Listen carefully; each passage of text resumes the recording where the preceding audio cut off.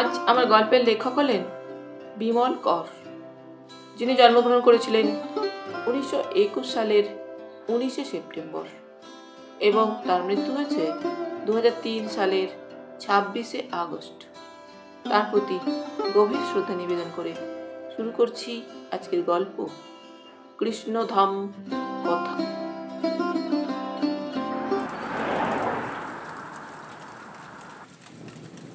বাসটা ঠিক জায়গাতেই নামিয়ে দিল।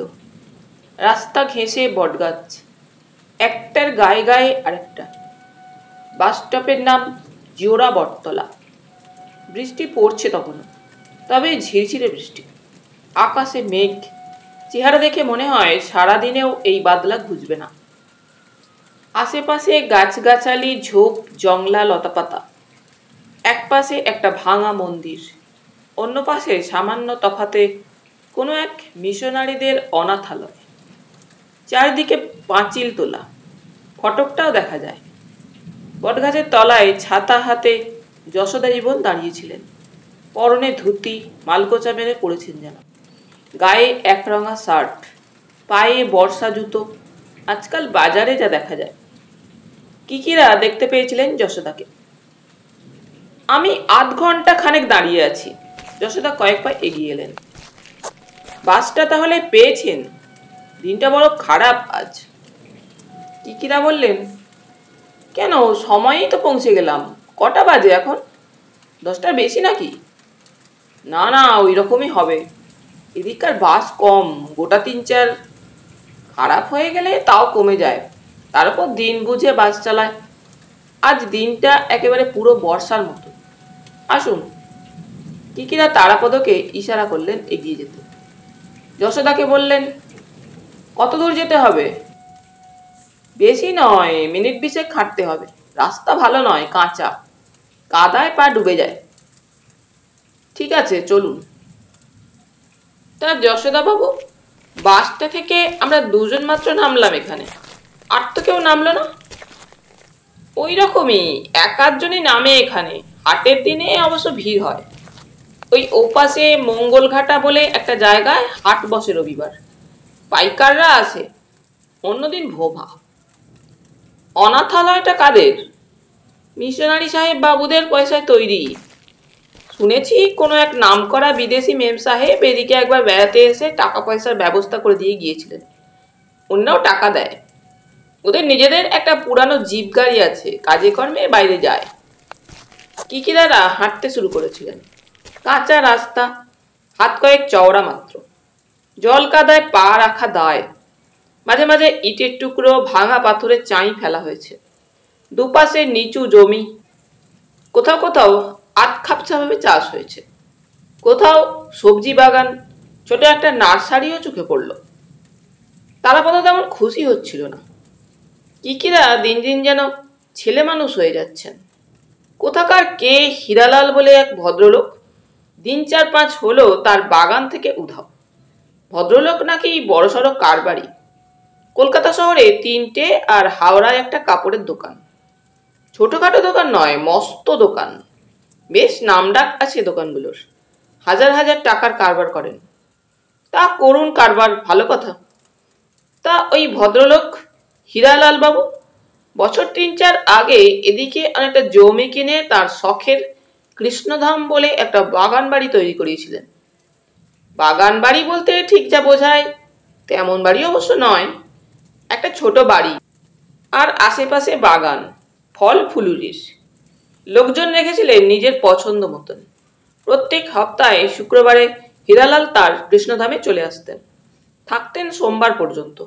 ওর স্ত্রী বিগত, সংসারে ছেলেমেয়েরা আছে। তাদের বয়সও কম হলো না। বাবার ব্যবসা ছেলেরাই দেখে। হীরালালবাবু নিজে ব্যবসাপত্র থেকে ধীরে ধীরে সরে এসেছেন। তবু তিনি থাকা মানে মাথার উপর ছাতা থাকা। ইদানিং ভদ্রলোক কেমন যেন হয়ে যাচ্ছিলেন। উদাস, নিস্পৃহ। তিনি কোনো ব্যাপারেই মন বা নজর দিতে চাইতেন না। একেই বোধহয় বলে বৃদ্ধ বয়সের সংসার বৈরাগ্য। গত শুক্রবার হীরালাল যথারীতি তার কৃষ্ণধামে চলে আসেন, সঙ্গে যশোদা। যশোদা হীরালালের নিত্য সঙ্গী, বন্ধু নয়, কর্মচারী। হীরালালের যৌবনকাল থেকে পাশে পাশে আছেন। দুঃখের দিনে সঙ্গীকে সুখের দিনেও ছাড়েননি হীরালাল। সম্পর্কটা প্রায় বন্ধুর মতন হয়ে উঠেছিল। লোকে জানে যশোদা হলেন হীরালালের ম্যানেজার এবং বিশ্বস্ত বান্ধব। গত শনিবার বিকেল থেকে হীরালালকে কৃষ্ণধামে পাওয়া যাচ্ছে না সে অন্য কথা, কিন্তু হীরালালের হাতে লেখা যে 3টি চিরকুট পাওয়া গিয়েছে সেটাই মারাত্মক। চিরকুটগুলো পড়লে ধাঁধা লেগে যায়। মনে হয় হীরালাল আত্মহত্যা করার কথা ভাবছিলেন।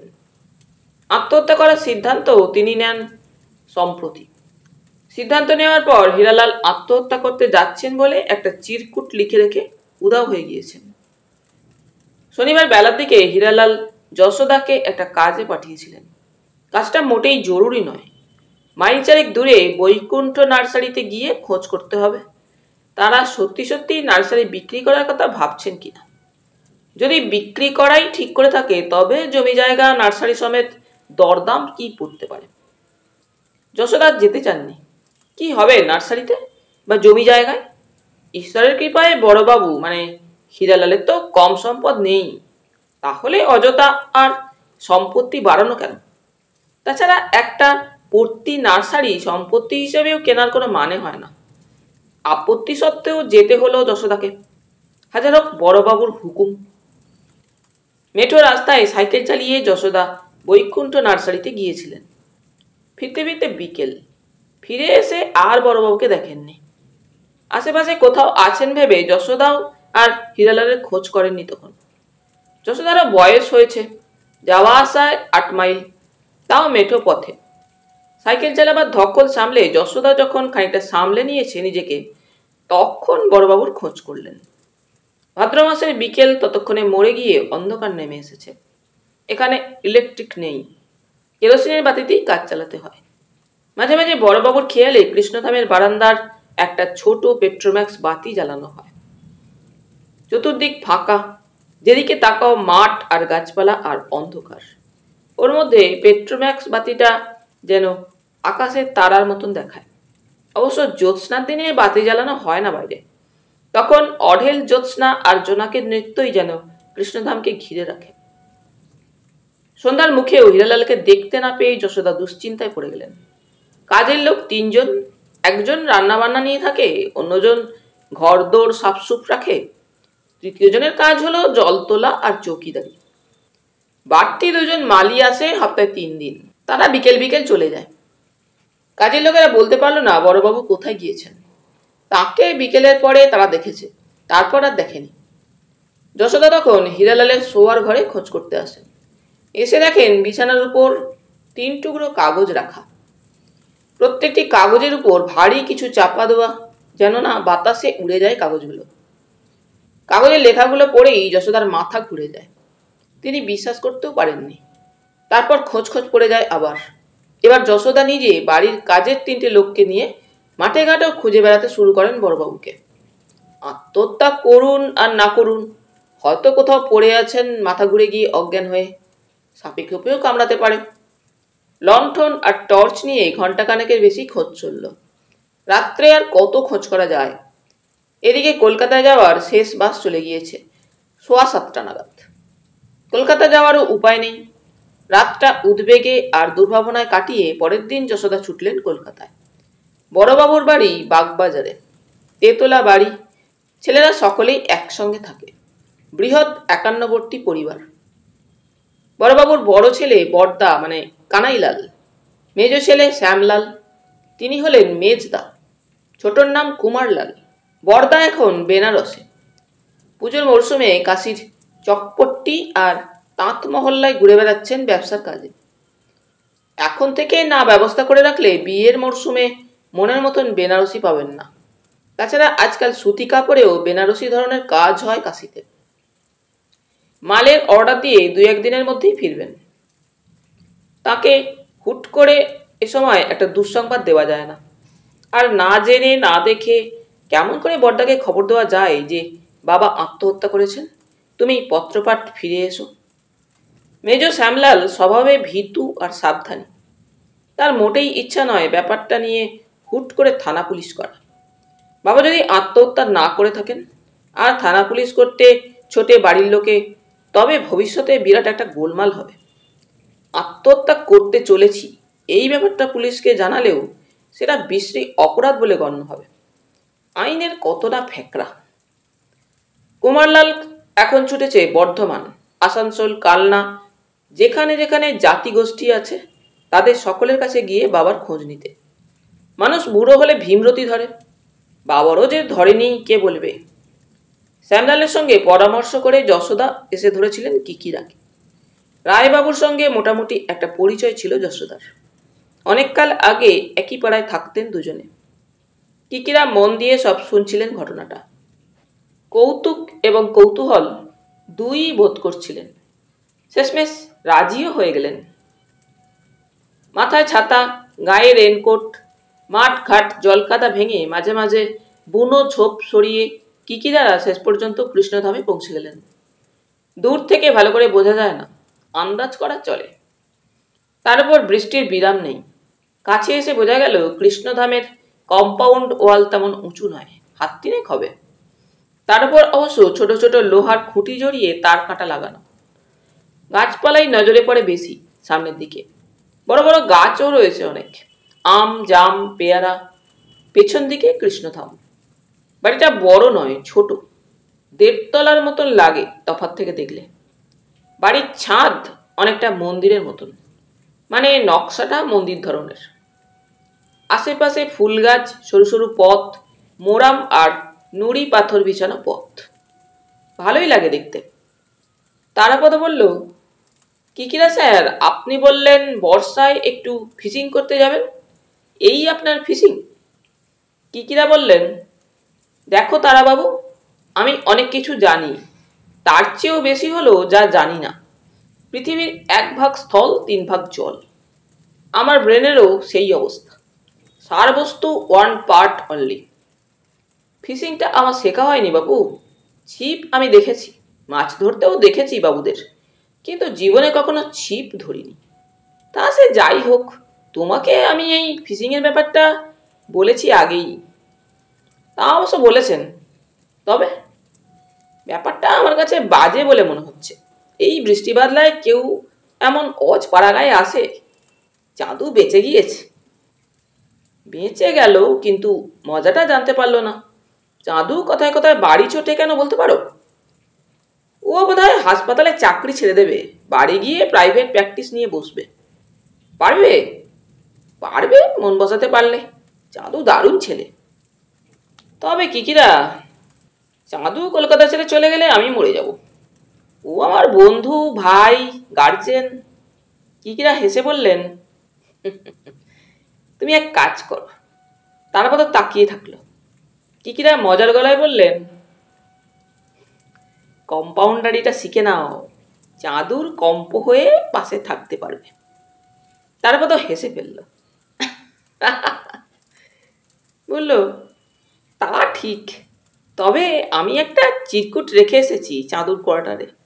কাল পরশু ফিরলেই জানতে পারবে। হাত পা ধুয়ে ভিজে পোশাক পাল্টে কিকিদারা চা খেতে বসলেন। বেলা প্রায় 11টা। বৃষ্টি ধরে রয়েছে, তবে আবার নামবে। চা খেতে খেতে কিকিরা যশোদাকে বললেন, ওই সেই কাগজগুলো দিন দেখি। যশোদা আগেই নিয়ে এসেছেন কাগজের চিরকুটগুলো, জামার পকেটেই ছিল, এগিয়ে দিলেন। কিকিরা হাত বাড়িয়ে নিলেন কাগজগুলো, দেখলেন একবার। একই ধরনের কাগজ, এক্সারসাইজ খাতার সাদা পাতা, লেখার কালি কলমও এক। হিরালালের হাতের লেখা চলনসই। যশোদা বললেন, পরপর গোছানো আছে, ওপরেরটা প্রথম। কিকিরা লেখাটা পড়লেন মনে মনে। আমার বয়স 68 হইয়া গিয়াছে। দেশ ছাড়া হইয়া যখন আসি 19-20 বয়স ছিল। লেখাপড়া ঠিকঠাক শেখা হইয়া ওঠে নাই। 5 ঘাটে জল খাইয়া কাটা কাপড়ের ব্যবসা শুরু করি। তাহার পর কাপড়ের গাঁঠরি পিঠে করিয়া বাড়ি বাড়ি তাঁতের শাড়ি বিক্রি করিতাম। পরিশ্রম অনেক করিয়াছি। অবশেষে শ্যামবাজারে একটি কাপড়ের দোকান দিতে পারি। ঈশ্বরের কৃপায় ইহা সম্ভব হইয়াছিল। সৎভাবে ব্যবসা করিয়াছি, ভাগ্যও সহায় হইয়াছে। ক্রমে ক্রমে আমাদের ব্যবসা বাড়িল। তিনটি দোকান দিলাম। এখন তো অভাব অনটন কিছুই আর নাই। ছেলেরাও দাঁড়াইয়া গিয়াছে। আমার মনে কিন্তু সুখ নাই। অনর্থক আর বাঁচিতে ইচ্ছা করে না। শ্রীকৃষ্ণচরণের শরণ লইতে ইচ্ছা করে। লেখাটা 2-3 পড়ে কাগজটা তারাপদকে পড়তে দিলেন কিকিরা। দ্বিতীয় চিঠিটা ছোট, তাতে লেখা, অনেক ভাবিয়া দেখিলাম এবার সংসার হইতে বিদায় লওয়াই আমার উচিত। বাঁচিয়া থাকিলে না জানি কত অধর্ম অন্যায় দেখিতে হইবে। মহাভারতে পড়িয়াছি স্বয়ং মহাজ্ঞানে ভীষ্ম নিজের ইচ্ছা মৃত্যুর জন্য অনুতাপ করিতেন। ভাবিতেন উহা যেন অভিশাপ। আমি সামান্য মানুষ, আমার আর কতটুকু ক্ষমতা। আমি মনস্থির করিয়া ফেলিয়াছি, আমার যাওয়া আর কে আটকায়। চিঠিটা তারাপদকে পড়িতে দিলেন কিকিরা। শেষ টুকরোটা হাতে নিয়ে যশোদাকে বললেন, এইটাই শেষ? আগে হ্যাঁ। চিঠিটা খুবই ছোট, কয়েকটি মাত্র কথা। আমি শেষ যাত্রায় চলিলাম স্বেচ্ছায়। আমার পরিণতির জন্য কাহাকেও আমি দায়ী করি না। ঈশ্বর উহাদের মঙ্গল করুন। 2-3 শেষ চিঠিটা পড়ে কিকিরা কাগজের টুকরোটা তারাপদকে এগিয়ে দিলেন। সামান্য চুপচাপ। পকেট থেকে কিকিরা চুরুট বার করলেন। সরু আঙুলের মতন চুরুট। দেশলাইটা স্যাঁতস্যাঁতে হয়ে গিয়েছে। চুরুট ধরাতে 10-12টা কাঠি নষ্ট হল। যশোদাবাবু বলুন। চিঠি তিনটের হাতের লেখা তো একই লোকের মনে হচ্ছে, হীরালাল বাবুর। চিঠি শেষে নামও লিখেছেন হীরালাল দাস। আপনি কি বলেন? হাতের লেখা বড়বাবুরই। নকল নয় তো? আগে না, কালির রং কলমও একই বলে মনে হচ্ছে। ঠিকই বলেছেন, আমি কোনো তফাৎ দেখিনি। কিকিরা এবার তারাপদ দিকে তাকালেন, বললেন, তারা, তুমি একটা জিনিস নজর করে দেখেছো? চিঠিতে কাটাকুটি বোধ হয় মাত্র 2-3 জায়গায়। হাতের লেখা স্পষ্ট, কোথাও হাত কাঁপেনি, এলোমেলো হয়নি লেখা। দেখেছো? তারাপদ দেখল, মাথা হেলিয়ে বলল, হ্যাঁ, কথাটা ঠিকই।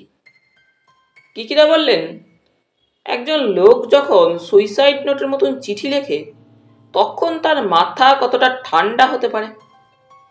তার কোথাও একটু আবেগ থাকবে না? দুঃখ থাকবে না? তোমার কি মনে হয়?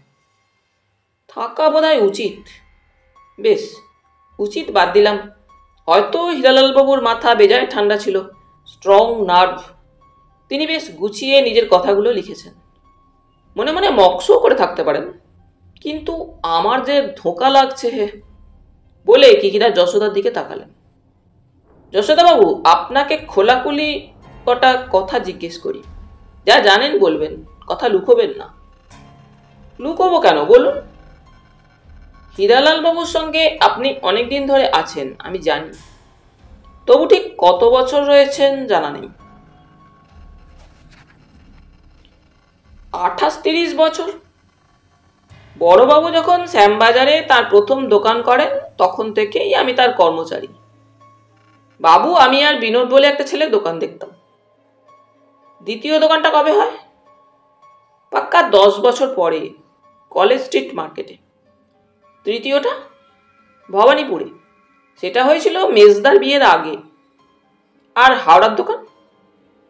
ওটা তেমন পুরনো নয়, বছর 5-7 আগে হয়েছে। দোকানগুলোর মালিকানা? আগে সবই বড়বাবু ছিল, পরে তিনি ভাগ করে দেন। আদি দোকান পায় বড়দা, কলেজ স্ট্রিটের দোকান দেওয়া হয় মেজদাকে, ভবানীপুর দোকানের মালিকানা ছোটদার। আর হাওড়ার দোকান? ওটা বড়বাবু অন্যরকম ব্যবস্থা করেন, তার শ্যালক ও শ্যালকের ছেলেদের লিখে দেন। অবশ্য ওই দোকানটায় শ্যামলাল বাবুদেরও টাকা খাটত। আপনার মনিবই বলুন আর বড়বাবুই বলুন, মানুষ কেমন ছিলেন? বাবু বড় ভালো লোক ছিলেন, সাদা মাঠা, সরল, সৎ মানুষ। ব্যবসাদার হলেও তিনি শুধু লাভের দিকে চোখ রাখতেন না, বরং 10 পয়সার জায়গায় 8 পয়সা লাভেই সন্তুষ্ট থাকতেন। ঠাকুর দেবতায় অগাধ ভক্তি ছিল। বউ ঠাকুরুন গত হওয়ার পর পুরোপুরি নিরামিষ আহার করতেন, আর গত 3-4 বছর দোকানের ব্যাপারে মাথা ঘামাতেন না বিশেষ। বাড়ির কাছে বলে শ্যামবাজারের আদি দোকানটায় সন্ধ্যের মুখে 1-8 ঘন্টা বসতেন। পুরানো লোকজন এলে কথাবার্তা বলতেন সুখ দুঃখের। কিকিরা চুরুট টানতে টানতে মাথা নেড়ে যাচ্ছিল। তারাপদ হঠাৎ কিকিরাকে বললেন, স্যার, ছেলেদের সঙ্গে মন কষাকষি হয়নি তো? বুড়ো মানুষ, কোনো ব্যাপারে মান অভিমান হতে পারে। যশোদাই জবাব দিলেন, বললেন, না তেমন কিছু নয়, তবে বড়দা শ্যামবাজারের দোকানটা বাড়িয়ে নিয়েছিল। পাশের একটা ছোট হোসিয়ারি দোকান কিনে নেয়। আর আজকাল যা ফ্যাশন, দোকানটা হাল কায়দায় সাজিয়ে ঠান্ডা মেশিন চালু করে দোকানে। বড়বাবুর এটা পছন্দ হয়নি। তিনি সাবেকি মানুষ, নিজের হাতে গড়া দোকান অত ঝকমকি তিনি মেনে নিতে পারেননি। ও, তাই এ নিয়ে ছেলের সঙ্গে মন কষাকষি হয়েছিল? না, বড়বাবু চুপ করেই থাকতেন, মুখে কিছুই বলেননি, মনে লেগেছিল। দোকান সাজানোর পর বিক্রি বাটা কমেছিল না বেড়েছিল? বেড়েছিল। তবে আর কি, অন্য দোকানগুলোর বেলায় কি হয়েছিল? না, সেগুলো আগের মতনই ছিল। কেমন চলতো? খারাপ নয়। মেজদার কলেজ স্ট্রিটের দোকানে 3-4 মাস খুব বেচাকেনা হতো এই পুজোর টাইমে। ভবানীপুরের দোকানও ভালো চলতো। ছোড়দা তার দোকানে রেডিমেড পোশাক রাখত, বাচ্চাদেরই বেশি। আর হাওড়ার দোকান? আগে ওটা আজকাল ভালো চলতো না, তবে দোকানটা তো বড়বাবু শালাবাবুকে দান করেছিলেন, কাজেই ওটা হীরালাল দাস অ্যান্ড সন্সের মধ্যে পড়ে না। বেলা হয়ে আসছিল, আবার বৃষ্টি নামলো। কিকিরা বললেন, যশোদাবাবু এখন থাক, এবার স্নান খাওয়া সেরে নি, দুপুরে একটু জিরিয়ে বিকেলে কৃষ্ণধামের ঘরদোর দেখা যাবে। চোখে সব দেখে নেওয়া ভালো। আজ আমরা কিন্তু রাত্রিরে আছি এখানে, মনে আছে তো? যশোদা বললেন, ও কথা কেন বলছেন, আপনাদের জন্য সব রকম ব্যবস্থা করা হয়েছে, যতদিন খুশি থাকতে পারেন। চুরুট নিভে গিয়েছিল কিকিদার, সেটিয়ে গিয়েছে। তারাপদের কাছে একটা সিগারেট চাইলেন কিকিরা। সিগারেট ধরাতে ধরাতে হঠাৎ যশোদাকে বললেন, আপনার বড়বাবু পান তামাক খেতেন না? আগে না, ওর কোনো নেশা ছিল না। দুবেলা দুপেলা চা খেতেন মাত্র। আর গলা খুসখুস করে কাশি আসতো বলে লবঙ্গ মুখে রাখতেন বেশিরভাগ সময়। বড়বাজার থেকে বাবুর জন্য বাছাই করা ভালো লবঙ্গ আসতো, আমি আনতাম। চলুন ওঠা যাক। কিকিরা উঠে পড়লেন। বিকেলে কৃষ্ণধামের ঘরগুলো দেখলেন কিকিরারা। নিচের তলার 4-5টি ঘর, মাঝারি মাপের। রান্না খাওয়ার ব্যবস্থা সামান্য তফাৎ এক পাশে, বারান্দা প্রায় 4 পাশেই। বারান্দার তলায় লতাপাতা আর ফুল গাছের ঝোপ, হাসনুহানা, টগর, বেল, আরও কত। ঘরগুলো পাকাপোক্তভাবে তৈরি, তবে বাহুল্য নেই, বিলাসিতা নেই। একটা ঘরে 2 আলমারি ধর্মগ্রন্থ, দেওয়ালে দুর্গা, কালী, শ্রীকৃষ্ণ আর শ্রী গৌরাঙ্গর পট। সরল সাদাসিধে ঘরদোর, কিন্তু বেশ লাগে। শেষে হীরালালের শোয়ার ঘরে এলেন কিকিরারা। অবাকই হলেন ঘরটি দেখে। আসবাব যৎসামান্য, একটি পুরানো পালঙ্ক, ড্রয়ার, একটি কাঠের আলমারি, আলনা, 2টি মাত্র চেয়ার, টেবিল নেই। ঘরে 4টি জানালা, কাঠের পাল্লা, গ্রিলও রয়েছে। যশোদা পালঙ্কটি দেখিয়ে বললেন, চিঠির টুকরো 3টি এই বিছানার উপরেই ছিল। কিকিরা আর তারাপদ নজর করে ঘর দেখছিলেন। কিকিরা বললেন, যশোদাবাবু, অনেককাল আগে আপনার সঙ্গে দোকানে বেড়াতে গিয়ে একবার হীরালাল বাবুকে দেখেছিলাম। চেহারাটা ঠিক মনে নেই, বেঁটে রোগা মতন ভদ্রলোক না? আগে বেঁটে ঠিক নয়, তবে মাথায় খাটো। গায়ের রং ছিল ধবধবে, মাথায় চুল অল্প, ইদানিং সবই পেকে সাদা হয়ে গিয়েছিল। সাজ পোশাকও সাধারণ ছিল না, ধুতি পাঞ্জাবি, গায়ে ফতুয়া পরতেন, গেঞ্জি কখনো পরেননি।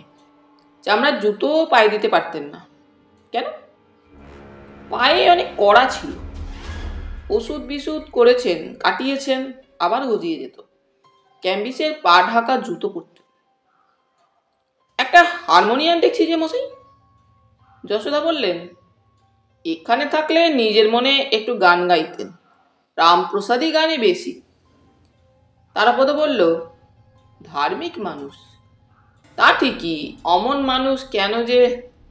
কথা থামিয়ে কিকিরা বললেন, চলুন এবার উপরে যাওয়া যাক। সিঁড়ি দিয়ে ওপরে উঠলে দক্ষিণ দিকে দুটি ঘর। উত্তরে ঘর নেই, ফাঁকা ছাদ।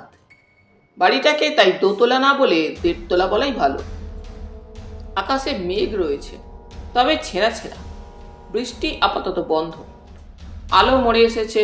টুকরো মেঘগুলো জমে গেলেই আবার অন্ধকার হয়ে যাবে। যশোদা বললেন, আসুন ঘর দুটো দেখুন। কিকিরা এগিয়ে গেলেন। পাশাপাশি দুটি ঘর। একটি একেবারে ফাঁকা। মাটিতে এক পাশে একটি কার্পেট পাতা। দেওয়ালে মস্ত বড় এক শ্রী গৌরাঙ্গর পট। যশোদা বললেন, এটিতে বড়বাবু কখনো কখনো কীর্তন গানের আসর বসাতেন। বরানগর থেকে বাণীবাবু আসতেন কীর্তন গাইতে। তার দলবল থাকত, আর আমরা থাকতাম আশেপাশে 2-5 জন। কিকিরা দেখলেন ঘরটা পরিচ্ছন্ন। হীরালাল নেই, তবু ঘরটি যে ঝাঁট পড়েছে, মোছা হয়েছে বুঝতে কষ্ট হয় না। পাশের ঘরটি হীরালালের ঠাকুর ঘর। এক পাশে উঁচু বেদি, বেদির উপর সাদা মার্বেল পাথরের স্ল্যাব। মাঝখানে রাধাকৃষ্ণ বিগ্রহ, কালো পাথরের। আন্দাজে মনে হয় 1 2 উঁচু বিগ্রহ, দেখতে সুন্দর। চিতপুরের পাথর বাজারে যা বিক্রি হয় সেরকম মামুলি জিনিস নয়। বিগ্রহের দুপাশে দুটি লম্বা বাতিদান, পেতলের, ঝকঝক করছে। ঘরের ঘোলাটে আলোতেও সেটা চোখে পড়ে। বেদির 3 পাশে গ্লাস ফাইবার, ধোঁয়া রঙের। সামনের দিকটা খোলা। বেদির তলায় 2 ধাপ সিঁড়ি। সিঁড়ির ধারগুলো আলপনার নকশায় রং করা। দেওয়ালের একটি পাশে দেওয়াল তাক, কাঁচের পাল্লা, ভেতরে কয়েকটা রূপোর বাসন, বাটি, চন্দন কাঠ, আরতির পঞ্চপ্রদীপ, এরকম কত কি। আর গোল গোল কাচের শিশি। শিশির মধ্যে বাতাসা, কিশমিশ, শুকনো খেজুর, মিছরি। একটা শিশিতে লবঙ্গও রয়েছে। শিশিটা কাত হয়ে গিয়েছে এক পাশে। যশোদা বললেন, এসব ঠাকুরের, বোঝাই যায়। আচ্ছা যশোদাবাবু, ওই ফাইবার গ্লাসগুলো লাগানো হয়েছিল কেন? ঠাকুরের গায়ে ধুলো ময়লা যাতে না পড়ে। ও, বলে কিকিরা মাথার উপর তাকালেন। তারপর তারাপদকে বললেন, দেখেছ? তারাপদ আগেই দেখেছে। এই ঘরের ছাদের ধাঁচটা যেন মন্দিরের চূড়োর মতন। চলুন বাইরে যাই, কিকিরা বললেন। বাইরের ঠাকুর ঘরের পেছনের আর পাশের খানিকটা লোহার রেলিং দিয়ে ঘেরা। গ্রিলের রেলিং। হাত কয়েক চওড়া ফাঁকা বারান্দা, ব্যালকনি মতন। ঠাকুর ঘরের পেছন দিকের ব্যালকনি থেকে একটা ঘোরানো লোহার সিঁড়ি নিচে নেমে গিয়েছে। সিঁড়িটা শেষ হয়েছে যেখানে, তার চারপাশে কলাঝোপ আর পাতকুয়ো। কলাঝোপ যথেষ্ট ঘন। তার উপর বর্ষায় পাতাগুলো যেন বিস্তর বেড়ে উঠেছে। ঝোপ ছাড়ালেই একটি জাম গাছ। জাম গাছের ওপাশে ঢালু জমি, বাঁশ ঝোপ। তারপর কৃষ্ণধামের পেছন দিকের পাঁচিল। কিকিরা মন দিয়ে দেখছিলেন। তারাপদও নজর করে দেখছিল আশপাশ। কিকিরা বললেন, যশোদাবাবু, এই সিঁড়িটা দিয়ে নেমে গেলেই কলাঝোপ। আগে কুয়োর জল কেমন? ভালো? একটাই কুয়ো নাকি? না, আরও একটা আছে গোয়াল ঘরের দিকে। তারাপদ কি বলতে যাচ্ছিল, তার আগেই কিকিরা পায়ের তলা থেকে কি যেন কুড়িয়ে নেওয়ার জন্য ঝুঁকে পড়লেন। কাচের টুকরো, পায়ে লাগতে পারত। টুকরোটা তুলে নিতে গিয়ে কিকিরার চোখে পড়ল কয়েকটা লবঙ্গ ছড়িয়ে আছে। বৃষ্টিতে ভিজে একেবারে অন্যরকম দেখায়। লবঙ্গগুলো তুলে নিলেন কিকিরা। তারপর চোখের ইশারায় তারাপদকে কিছু বললেন। তারাপদ বুঝতে পারল। কিকিরা যশোদাকে নিয়ে অন্য পাশে সরে গেলেন। তারাপদ লোহার সিঁড়ি বরাবর কি যেন খুঁজতে লাগলো হেঁটে। অন্য পাশে সরে গিয়ে কিকিরা যশোদাকে বললেন, আপনি হীরালাল বাবুর সবচেয়ে বিশ্বস্ত লোক। উনি যে এরকম একটা কাজ করতে পারেন আপনাকে আভাস মাত্র দেননি? না। আপনি বুঝতে পারেননি? না, শুধু বুঝতে পেরেছিলাম উনি মনে মনে কেমন যেন ভেঙে পড়েছেন। কথায় বার্তায় আফসোস, দুঃখ করতেন। কিসের আফসোস? যশোদা জীবন ইতস্তত করছিলেন। শেষে বললেন, সেভাবে সরাসরি আমায় কিছু বলেননি। বোধহয় বলতে চাইতেন, পারতেন না। তবে বুঝতে পারতাম তিনি যা চান না, ভাবতেও পারেন না, এমন একটা ব্যাপার বাড়ির মধ্যে কোথাও হচ্ছে। কিকিরা নজর করে দেখলেন যশোদাকে। মনে হলো হীরালালের এই বিশ্বস্ত বন্ধু এবং কর্মচারীটি সঠিক জবাব দিলেন না, কথা লুকোলেন। কথা পাল্টে নিলেন কিকিরা। সহজভাবে বললেন, বাড়িতে 3 ছেলের মধ্যে সদ্ভাব কেমন? আগে হাতের 5 আঙুল যেমন সমান হয় না, সংসারে ভাই বোনেরাও সকলে সমান হয় কি? ফারাক থাকবেই। যেমন যেমন ধরুন বুদ্ধি, বিবেচনা, সাহস, জেদ, এরকম আর কি। কেউ ধূর্ত হয় বেশি, লোভী। কেউ যেমন আছে তেমনই থাকতে চায়। কেউ ভীতু, সাবধানী। কেউ বা হালকা স্বভাবের, নিজেরটি নিয়ে থাকে। কথাটা ঠিকই যশোদাবাবু, 5 আঙুল সমান হয় না। তার ছেলেদের মধ্যে সবচেয়ে বুদ্ধিমান কে? বড়দা কানাইলাল, অতিশয় বুদ্ধিমান বলতে পারেন, সাহসী। মেজ ছেলে শ্যামলাল, মানে মেজদার কথা আগেই বলেছি, ভীতু ধরনের, শখ শৌখিনতাও নেই, সাদামাটা। আর ছোট ছেলে কুমারলাল এখনো ঝোঁকের মাথায় চলে, হালকা স্বভাবের, বয়সও কম, তবে হালকায়দায় চলতে চায়। তা সে যাই করুক, ভবানীপুরের দোকানের ব্যবসাটা মন্দ চালায় না। তারাপদও ততক্ষণে ফিরে এসেছে। কিকিরা আর কথা বাড়ালেন না। চলুন নিচে যাই। ভালো কথা, হীরালাল বাবু চলে যাওয়ার পর ওপরতলার ঠাকুর ঘর, বাইরের এই জায়গাগুলো ঝাঁট পড়েনি? মোছামুছি করেছে তো? মনে হয় করেনি, সকলেই বড়বাবুকে খোঁজাখুঁজিতে ব্যস্ত। আমি না হয় জিজ্ঞেস করবো ওদের। করবেন, আপনিও তো ব্যস্ত। চলুন যাই, চাটা খেতে হবে। কিকিরারা নিচে নেমে এলেন। কিকিরা আর তারাপদ মুখোমুখি বসে কথা হচ্ছিল। ঘরে লণ্ঠন জ্বলছে, সন্ধে পেরিয়ে গিয়েছে, তবে রাত নয়। তবু এই ফাঁকা জায়গায় সন্ধে রাতি যেন অনেক। বাইরে বৃষ্টি নেই, ঝিঝি ডাকছে। বাঁশবাগান আর কলাঝোপের দিক থেকে ক্রমাগত ব্যাঙ ডেকে যাচ্ছিল। কিকিরা বললেন, তারা চিঠিগুলো, মানে হীরালালবাবুর লেখাগুলো আমি বারবার পড়েছি। আমার কি মনে হয় জানো? কি? ভদ্রলোক ব্যবসাদার হলেও সৎ সরল মানুষ। তিনি শুধু ধর্মকর্ম করতেন না, মানে মনে মনে অধর্ম করার কথা ভাবতেনও না। তার কাছে ধর্মভেদ ছিল না। অথচ নিজের সংসারের মধ্যেই এমন কোনো অন্যায় অধর্ম হচ্ছিল যা তিনি সহ্য করতে পারছিলেন না, আবার মুখ ফুটে বলতেও পারছিলেন না। কেন? এরকম হয়, বুড়ো মানুষ সংসারের সাথে পাঁচে থাকতেন না, বলতে গিয়ে যদি বিপত্তি হয়। তাছাড়া আমার ধারণা বলার মতন জোর প্রমাণও তার হাতে ছিল না। হয়তো সন্দেহ করেছিলেন, কানাঘুষও শুনেছিলেন।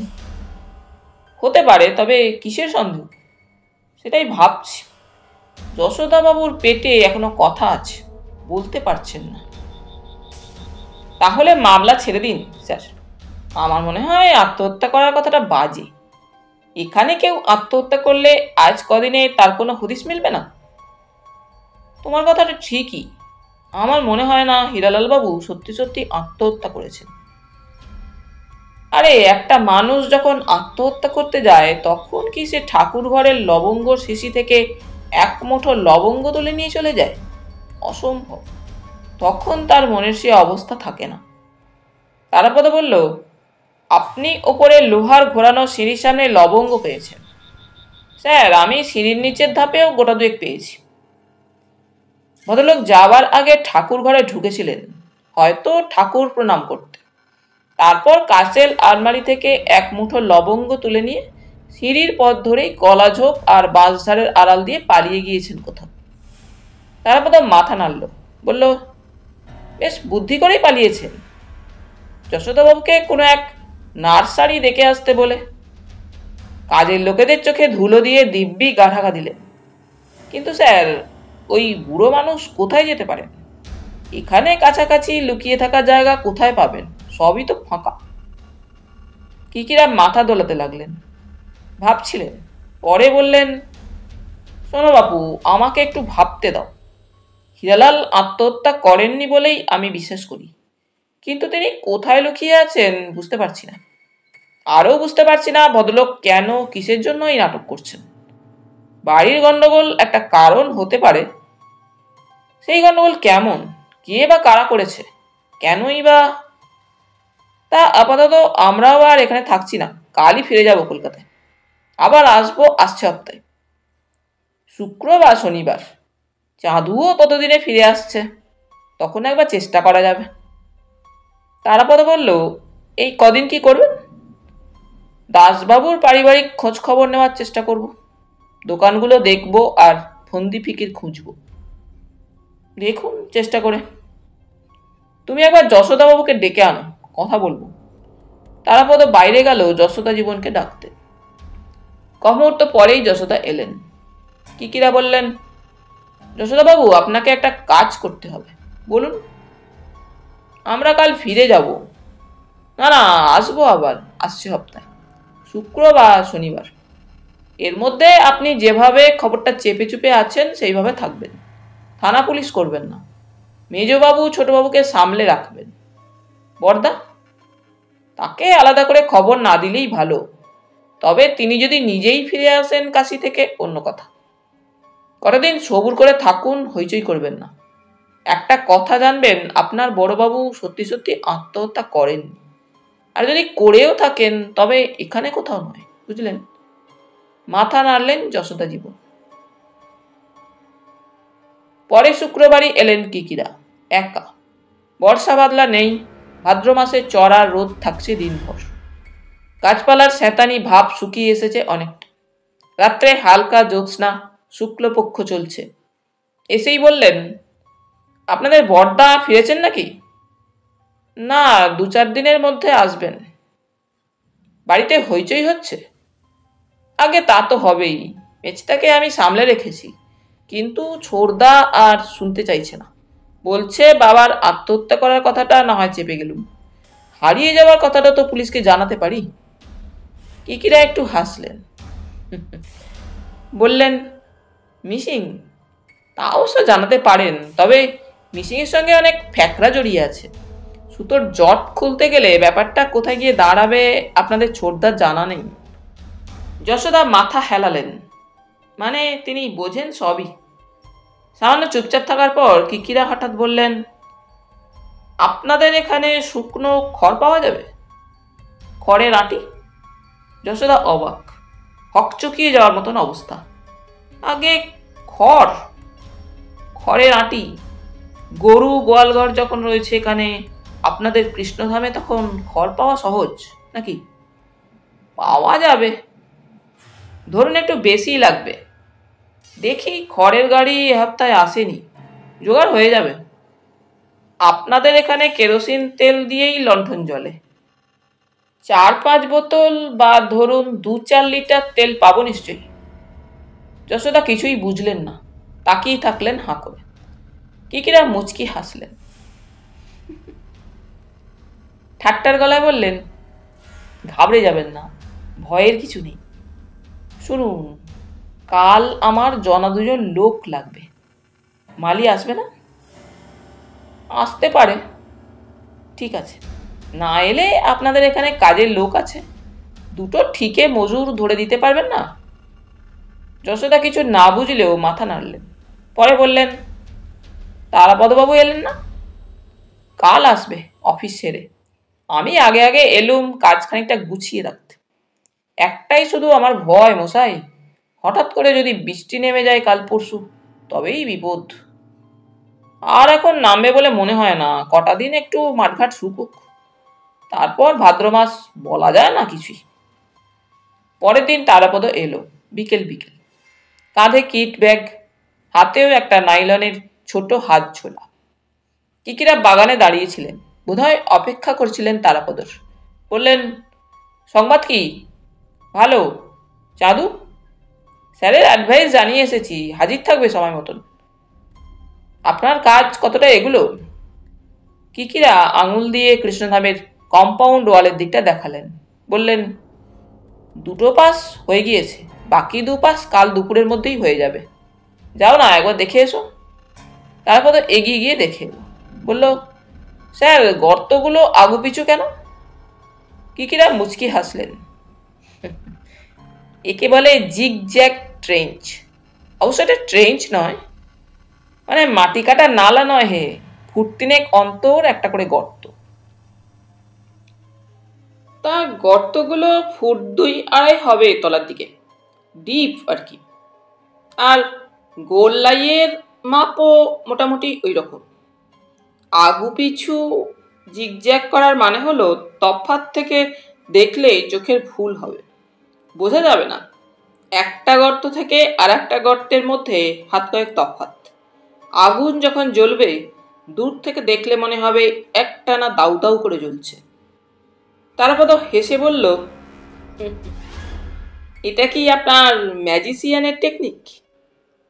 খানিকটা তো বটেই, বলে আবার হাত তুলে একটা জায়গা দেখালেন। ওই যে দেখছো জায়গাটা, ওখানে যত রাজ্যের গাছের শুকনো পাতা ঝেঁটিয়ে এনে জমানো হয়েছে।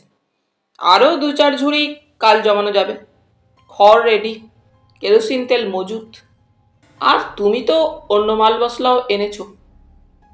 অন্য মাল মশলা বলতে খানিকটা গন্ধক। বাগান থেকে বাড়ির দিকে হাঁটতে হাঁটতে তারাপদ বলল, সবই না হয় হলো, আপনি লঙ্কা দহন পর্বটা সারলেন, কিন্তু যার জন্য এত, সেই ভদ্রলোক যদি ধরা না দেন? না দিলে করার কিছু নেই, আমরা যশোদাবাবুকে বলবো আপনারা থানা পুলিশ করুন, আমাদের দিয়ে হলো না। তারাপদ যশোদা জীবনকে দেখতে পেল, বারান্দায় দাঁড়িয়ে আছেন। বলল কিকিরাকে। কিকিরা গলা নামিয়ে বললেন, তারাপদ, কাল তুমি যশোদাবাবুর উপর নজর রাখবে, উনি যেন এই বাড়ির চৌহদ্দির বাইরে যেতে না পারে। এমনিতেই ভদ্রলোক ভেবা চাকা খেয়ে গিয়েছেন, মগজে কিছুই ঢুকছে না ওর। তার উপর কাল সন্ধ্যের ঝোঁকে যখন বাড়ির চারপাশে দাউ দাউ করে আগুন জ্বলে উঠবে, উনি বোধহয় পাগলামি শুরু করবেন। তারাপদ সে কথার কোনো জবাব দিল না, শুধু বলল, হীরালাল বাবু এখানেই কাছাকাছি কোথাও আছেন বলে আপনার ধারণা? যদি না থাকেন? না থাকেন? দেখো তারাবাবু, আমি ফিশিং এক্সপার্ট নই, তবে শুনেছি এক এক রকম মাছের জন্য এক এক রকম চার কাজে লাগে, বড়শিরও হেরফের হয়। হীরালাল বাবুর এই কৃষ্ণধামই আমার টোপ। এই টোপে হয় তিনি ধরা দেবেন, না হয় আমরা হার মেনে নিয়ে ফিরে যাব। যাকে চাঁদুকে সব ভালো করে বুঝিয়ে দিয়েছ তো? দিয়েছি, ও জায়গাটা আন্দাজ করতে পেরেছে।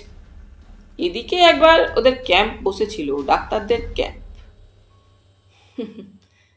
ও ঠিক সময় হাজির হয়ে নিজের পজিশন নেবে। তারপর তো হাসল। ভালো কথা, দেখা যাক কি হয়। বারান্দায় উঠে এলেন কিকিরা। যশোদা জীবন দাঁড়িয়ে আছেন, দেখলেন তারাপদকে। কিকিরা হেসে বললেন, যশোদা বাবু, আমার চেলা এসে গিয়েছে, বলেছিলাম না সময় মতন চলে আসবে। যশোদা বললেন, দেখেছি ওকে, আসুন, চা তৈরি, ডাকতেই এসেছিলাম আপনাকে, চলুন। দূর থেকে দেখলে মনে হবে সত্যি সত্যি কৃষ্ণধামে আগুন লেগে গিয়েছে। কম্পাউন্ড ওয়ালের কাছাকাছি মাটি খুঁড়ে করা গর্তগুলোর মধ্যে ছড়িয়ে দেওয়া শুকনো খড়, গাছের পাতা জ্বলে উঠছে দাউ দাউ করে। ভাদ্র মাসের বাতাসে দমকা নেই, তবু যেটুকু হাওয়া দিচ্ছিল ফাঁকা মাঠে তাতেই শিখা উঠেছে আগুনের। ধোঁয়ায় ভরে যাচ্ছে আশপাশ, বোঝা যাচ্ছে না একটা গর্তের সঙ্গে অন্য গর্তের হাত কয়েক ফাঁক আছে এই মাঠে। 2-5টা ঝোপঝাড় গাছপালার মধ্যে সামান্য আগুনেই কম হালকা ছড়ায় না। আর এই সন্ধ্যাবেলার মুখে এই ঝাপসা জ্যোৎস্নার মধ্যে কৃষ্ণধামের আগুন কার না নজরে পড়বে? কাছাকাছি গাঁ গ্রাম নেই, তবু সামান্য তফাতে 2-4 ঘরের বসতি তো আছেই। আছে এক একটা ছোট নার্সারি বাগান, লোকজন সাকুল্যে হয়তো 10-15 জন। প্রথমটায় হয়তো এরা হকচকিয়ে গিয়েছিল, তারপর মাঠ ভেঙে ছুটে আসতে লাগলো। যশোদা জীবন হতবাক, কি যে হচ্ছে তিনি বুঝতেই পারছিলেন না। ভয়ে আতঙ্কে দিশেহারা অবস্থা তার। কৃষ্ণধামের কাজের লোক তো 3টি, তারাও বোকার মতন এই অগ্নিকাণ্ড দেখছিল। ঠিক যে কতক্ষণ সময় কাটলো বোঝা গেল না। হঠাৎ চন্দনের গলা পাওয়া গেল, চেঁচিয়ে চেঁচিয়ে বলছে, তারা ধরে ফেলেছি, শিগগির আয়, ধরা পড়ে গিয়েছেন। তারাপদ ফটকের দিকে দৌড় দিল। খোলাই ছিল ফটক। চন্দনকে দেখতে পেল তারাপদ। বুড়ো মতন এক ভদ্রলোককে জাপটে ধরে রেখেছে চন্দন। হীরালাল। বারান্দায় একটা চেয়ারে বসানো হলো হীরালালকে। ভদ্রলোকের যেন হুঁশ নেই। কি দেখছেন, কাদের দেখছেন বোঝাই যায় না। কাঁপছেন তখনও, কপালে ঘাম। চন্দন একবার নাড়ি দেখলো ভদ্রলোকের। বলল, আগে জল দিন ওকে, একটা পাখা এনে বাতাস করুন কেউ। যশোদা প্রায় কেঁদে ফেললেন। বড়বাবু। জল এলো, পাখাও এলো। হীরালাল জল খেলেন, চোখে মুখে দিলেন। একজন পাখার বাতাস করতে লাগলো। আগুন ধরেছে দেখে যারা ছুটে এসেছিল তারা দাঁড়িয়ে থাকলো কিছুক্ষণ। তারপর যশোদার কথায় চলে গেল একে একে। কৃষ্ণধামের গায়ে কোথাও আগুনের চিহ্ন নেই। বাগান ছাড়িয়ে পাঁচিলের গায়ে গায়ে যা আগুন জ্বলছে তখন, তাও নিভে এসেছে 12 আনা। হীরালাল কাশছিলেন। যশোদা বড়বাবুর জন্য লবঙ্গ আনতে বললেন। প্রায় মিনিট 15 পরেই হীরালাল খানিকটা সুস্থ হলেন। যশোদাকে বললেন, এসব কি, এরা কারা? কিকিরাই কথা বললেন। আমরা আপনার খোঁজেই এসেছিলাম। আমি কিঙ্কর কিশোর রায়, লোকে বলে কিকিরা। এরা দুজন আমার চেলা, তারাপদ আর চন্দন। আমরা নিজের গরজে আসিনি মশাই। যশোদাবাবু আমার চেনা লোক, উনি আমায় ধরে এনেছিলেন। আপনারা পুলিশ? না, আপনি যা করেছিলেন তাতে থানা পুলিশ করা যেত, করা হয়নি। আপনি বুড়ো মানুষ, আপনার মতন মানুষের কাণ্ডজ্ঞান থাকার কথা। তবু এমন ভীমরতি ধরল কেন? আপনি কি জানেন না আত্মহত্যা করা শাসানীয় পুলিশ ভালো নজরে দেখে না? কেন আপনি এসব থিয়েটার করতে গিয়েছিলেন? কেন? হীরালাল কথা বলতে পারছিলেন না। অসহায়ের মতন মুখ করে যশোদার দিকে তাকালেন। তার চোখ জলে ভরে আসতে লাগলো। বিপন্ন হতবুদ্ধি মানুষ। কিকিরা বললেন, কি হয়েছিল আপনার? আমি আপনার লেখা কাগজের টুকরোগুলো পড়েই বুঝেছিলাম আত্মহত্যা করার মানুষ আপনি নন, এখানেই কোথাও লুকিয়ে আছেন। হীরালাল আধবোজা গলায় বললেন, আপনারা আমায় ধরে আনলেন। আমরা নিমিত্ত, আপনাকে ধরে এনেছে আপনার কৃষ্ণধাম। আপনার এত সাধের এমন ভক্তি ভালোবাসার বাড়ি বিগ্রহ পুড়ে যাবে, সে কি আপনি জীবন থাকতে সইতে পারেন? দেখুন মশাই, মানুষ যা ভালোবাসে অন্তর দিয়ে, ভক্তি করে, বিশ্বাস করে, তার ক্ষতি সইতে পারে না। আপনি ধার্মিক মানুষ, বিশ্বাসী মানুষ, ন্যায় অন্যায় বোধ রয়েছে, সৎ সহজ ভদ্রলোক আপনি। এই কৃষ্ণধাম আপনাকে টেনে এনেছে। কিন্তু কোন আঘাতে, অভিমানে আপনি চিঠিগুলো লিখেছিলেন বলুন তো? হীরালাল প্রথমটায় কথা বলতে পারছিলেন না, ঠোঁট কাঁপছিল। বলুন, সত্যি কথাই বলুন। আমার বড় ছেলে, হীরালাল বললেন, আমার বড় ছেলে কানাই যা করতে যাচ্ছিল তার চেয়ে বড় অন্যায় অধর্ম কি হতে পারে? কি করতে যাচ্ছিল? আমাদের শ্যামবাজারের আদি দোকানে আগুন লাগাবার ফন্দি করেছিল। দোকানের গায়ে একটা ছোট দর্জির দোকানও আছে, ভালো চলে না আজকাল। আমাদের দোকান অনেক আগেই ইনসিওর করিয়ে নিয়েছিল ছেলে, পরে আরো মোটা টাকায় ইনসিওর করায়। দোকান বেড়েছে, মালপত্র বেড়েছে, কাজেই অসুবিধা হয়নি। কিকিরা তারাপদর দিকে তাকালেন। হীরালাল বললেন, হঠাৎ একদিন আমার কানে গেল কানাই দোকান থেকে তলায় তলায় দামি শাড়ি কাপড় চোপড় সরাচ্ছে, এরপর ভাড়াটে লোক দিয়ে আগুন ধরাবে, তারপর ইন্স্যুরেন্স থেকে টাকা নেবে। বখরার ব্যবস্থাও করে রেখেছিল বোধহয়। দোকান পুড়িয়ে সে নতুন করে সাজিয়ে পসার বসাবে, এয়ার কন্ডিশন করবে, দর্জির দোকানটাকে কিছু টাকা দিয়ে তুলে দেবে। বলুন, এ অধর্ম নয়, পাপ নয়, জুয়াচুরি নয়? আমি আমার কাঁধে মাথায় শাড়ির বোঝা বয়ে জীবন শুরু করেছিলাম। অনেক রক্ত জল করে আমার এই দোকান, প্রায় 40 বছরের। সেই দোকানে আজও আগুন লাগাবে। হীরালাল কপাল চাপড়ে ছেলে মানুষের মতন কেঁদে ফেললেন। তারাপদ বলল, আপনি ছেলেকে বলতে পারেন না কিছু? না বাবা, পারিনি, যদি অস্বীকার করত। তাছাড়া কি জানো, সন্তান স্নেহ মানুষকে শুধু অন্ধ করে না, তার বিবেককেও বোবা করে রাখে। ধৃতরাষ্ট্রের কথাই মনে করো। কিকিরা বললেন, আপনার বড় ছেলে দেখছি অতি ধূর্ত। সে নিজে গিয়ে কাশিতে বসে থাকলো কাজের ছুতোয়, আর এখানে দোকান পোড়াবার জন্য লোক লাগিয়ে গেল যেন তাকে কেউ সন্দেহ না করে। ঠিকই বলেছেন আপনি। আমি ভেবেছিলাম চিঠিগুলো ছেলেদের হাতে পড়লে হয়তো। আপনার মেজ ছেলে, ছোট ছেলে এসব কিছু জানে না? না। আপনি কোত্থেকে জানলেন? হীরালাল মুখে বললেন না কিছুই, শুধু ঘাট তুলে একবার যশোদার দিকে তাকালেন। তা কোথায় লুকিয়েছিলেন এতদিন? মিশনারিদের বাগানে। ওখানকার সরকার বাবু আমার জানাশোনা, বন্ধুর মতন, ওর আশ্রয়েই ছিলাম। কিকিরা তারাপদের দিকে তাকিয়ে হাসলেন। তাহলে বন্ধুরা, আজ এই পর্যন্তই। গল্প পাঠ তোমাদের ভালো লেগে থাকলে তোমাদের কাছে আবারও অনুরোধ থাকলো, লাইক, শেয়ার এবং সাবস্ক্রাইব করে তোমাদের মূল্যবান মতামত পাঠানোর জন্য। ধন্যবাদ।